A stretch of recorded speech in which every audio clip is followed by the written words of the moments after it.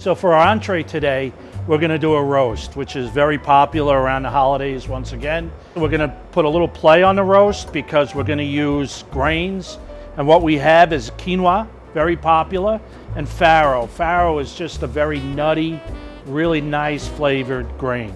The ancient grains have a higher fiber content and a little bit more protein, which will help with blood sugar control and satiety as well. So this meal would keep you a little bit fuller than if you had a simple carbohydrate like a cornbread stuffing, for example. Winter fruit, which is really just dried fruits. You could use any fruits. Tonight we're using apricots, raisins, dried cranberries, and you could use prunes, you could use dried apples would go great in this. It's great for the fall, winter, it's very warm. We got some fresh herbs here. The herbs, we got some sage, some rosemary, some parsley, a little bit of oil. It's very simple. We're just gonna put our fruit, our vegetables, and we just wanna saute them. Next thing we're gonna do is add our grains. Equal parts, it really doesn't matter. Farro does contain gluten, but if you need this to be a completely gluten-free diet, if you're serving somebody with celiac disease, you can easily substitute the farro for wild rice and continue with the quinoa.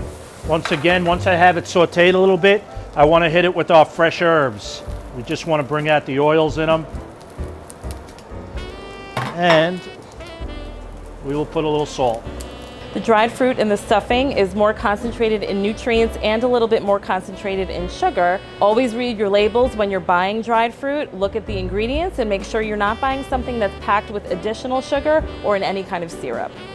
What I have here is a center cut pork loin. So what I like to do is go about 2/3 away down the pork loin. Cut it parallel with the table.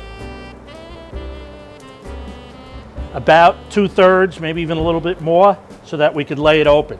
So that's my first cut. Now I want to take a second cut and cut this other piece in half, starting from the middle. Pork tenderloin is one of the leanest meats available, very similar in fat content to chicken breast. It's naturally low in sodium, and we're not going to add a whole lot of salt to this recipe. Pork tenderloin meets the American Heart Association checklist for a heart-healthy protein. Gently fold this over. And then we fold this over, and you see it holds really nice. I'll flip it over. Then what I want to do is tie it.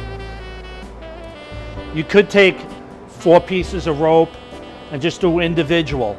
What I like to do is tie off the ends first and then tie the middle, because if you go middle out, it pushes all that out. So I also will put one lengthwise to try to hold it all together.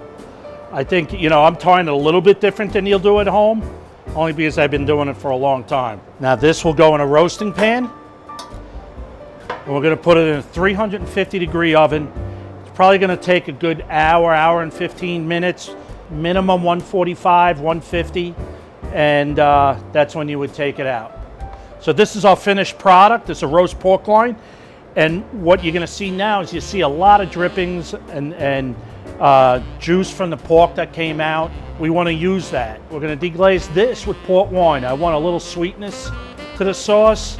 It goes great with the dried fruit. Hit it with some port wine. And we're going to try to scrape any of the flavor off the bottom of the pan.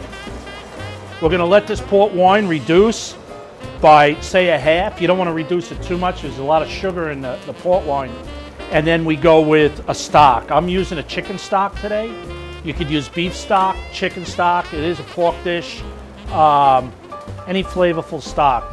Okay, the next thing we're gonna do is just tighten it up a little bit. And the trick to this is when you use cornstarch, I'm using cornstarch and water. You want to make it the consistency of like white paint. You don't want to add too much water, it just dilutes your sauce. And you want to drizzle it in while it's boiling, and you want to watch the thickness. You don't want to over thicken it. So what we want to do now is just to plate it. We're going to take our pork roast. We'll take some of the string off, just enough to give a slice or two. And what we want to do is start slicing it down. Let me open it up. One more slice here. The port sauce that we're putting over the pork tenderloin is a very low-fat sauce. You have to be careful with your sauces and condiments and gravies because sometimes some of those things are so rich that they can actually have more calories than what you're putting them on. Now this goes great. This would be a great dish with like crispy Brussels sprouts, anything that is hearty winter vegetable. So this is our stuffed pork loin with winter fruit and grains.